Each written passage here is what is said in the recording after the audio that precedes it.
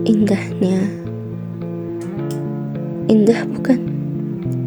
Melihat pepohonan hijau menari diiringi angin, melihat tanaman hijau tumbuh dengan percikan air di atasnya, melihat air begitu jernih, natural, melihat orang-orang mencintai alam, bunga yang tumbuh sendiri tanpa campur tangan manusia. Begitu tenang dan damai. Indah bukan? Indah sekali. Jikalau semua tempat seperti ini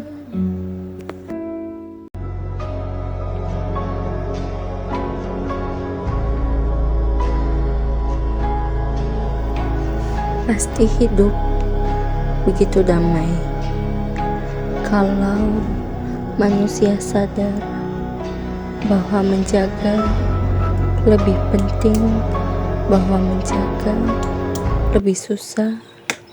Seharusnya harus selalu sadar agar selalu menjaga.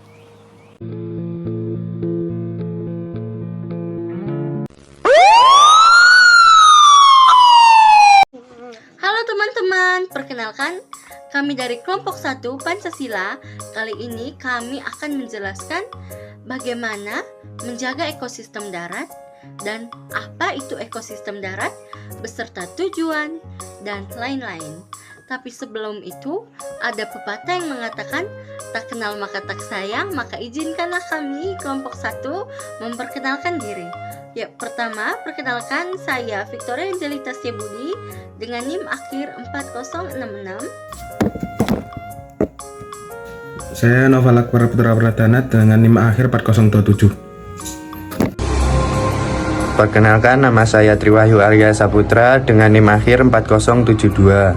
Perkenalkan, nama saya Muhammad Dewa Miansah, NIM 24111814030. Perkenalkan, nama saya Tablik Akbar dengan NIM 2411181414134. Perkenalkan, nama saya Fikul Alabibi, NIM 241181464. Assalamualaikum warahmatullahi wabarakatuh. Perkenalkan, nama saya Yusa Eka Setiawan dengan NIM 24111814137. Perkenalkan, nama saya Novel Yudhantara Saputra, kelompok 1 Pancasila, NIM akhir 023. Kali ini kami akan membuka presentasi kami dengan memaparkan beberapa materi. Terima kasih. Oke, di sini saya akan menjelaskan pengertian dari menjaga ekosistem darat. Menjaga ekosistem darat adalah melindungi, memulihkan, dan mendorong pemanfaatan ekosistem darat yang berkelanjutan, mengelola hutan secara berkelanjutan, memerangi penggurunan, serta menghentikan dan membalikan degradasi lahan dan menghentikan hilangnya keanekaragaman hayati. Sasaran dari SDGs 15 meliputi yang pertama, mengelola hutan secara berkelanjutan, yang kedua, menghentikan penggurunan, yang ketiga, memulihkan degradasi lahan, yang keempat, menghentikan kehilangan keanekaragaman hayati, yang kelima, melestarikan ekosistem pegunungan, yang keenam, yang terakhir adalah mengambil tindakan segera untuk mengakhiri pemburuan dan perdagangan satwa liar seperti flora yang dilindungi. Oke, terusnya akan dilanjutkan oleh teman saya. Tujuan menjaga ekosistem darat. Yang pertama adalah mempertahankan keanekaragaman hayati, produktivitas, dan proses ekologi mereka.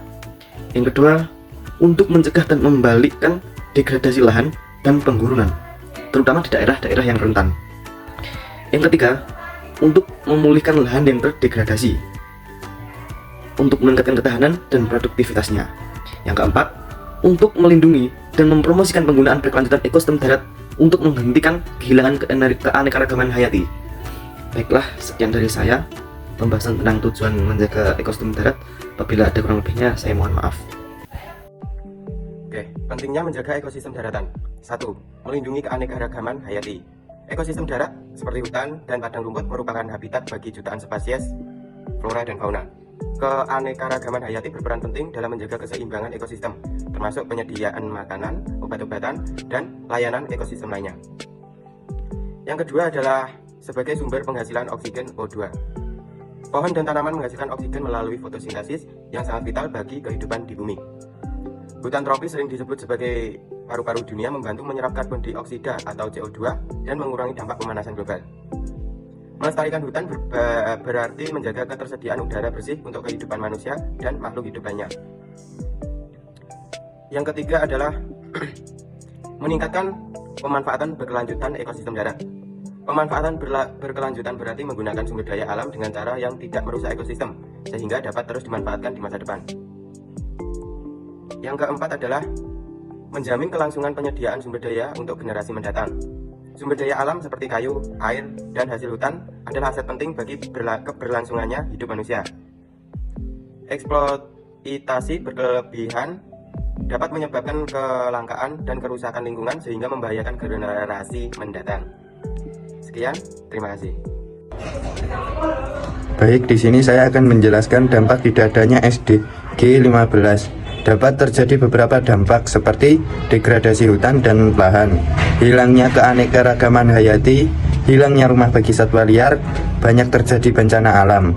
SDG 15 atau tujuan pembangunan berkelanjutan 15 berfokus pada pengelolaan hutan yang berkelanjutan, menghentikan degradasi alam dan habitat alam, dan bertujuan untuk menjaga lingkungan alam sekitar seperti menanam pohon dan menjaga kebersihan lingkungan dari sampah-sampah yang dapat mengakibatkan kerusakan alam.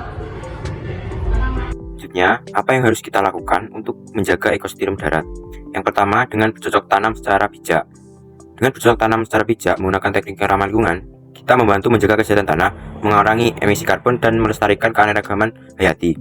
Ini mendukung untuk mengelola lahan secara berkelanjutan, serta untuk memulihkan ekosistem yang terdegradasi. Yang kedua, yaitu menggunakan produk dalam negeri. Dengan menggunakan produk dalam negeri, khususnya dari sektor pertanian, perikanan, dan hutan, ini membantu untuk mengurangi eksploitasi berlebihan terhadap sumber daya alam. Hal ini mendorong pengelolaan sumber daya alam yang berkelanjutan dan memprioritaskan produk lokal yang diproduksi secara bertanggung jawab untuk mendukung keberlanjutan ekosistem serta mengurangi jejak karbon yang dihasilkan dari impor produk luar negeri. Yang ketiga, melakukan upaya rehabilitasi lahan kritis akibat penggundulan hutan maupun tambang. Rehabilitasi ini bertujuan untuk mengembalikan fungsi ekologis lahan tersebut, melindungi habitat satwa liar, mengurangi resiko erosi, serta mengatasi perubahan iklim dengan meningkatkan penyimpanan karbon. Yang keempat, meningkatkan penggunaan kembali air oleh industri.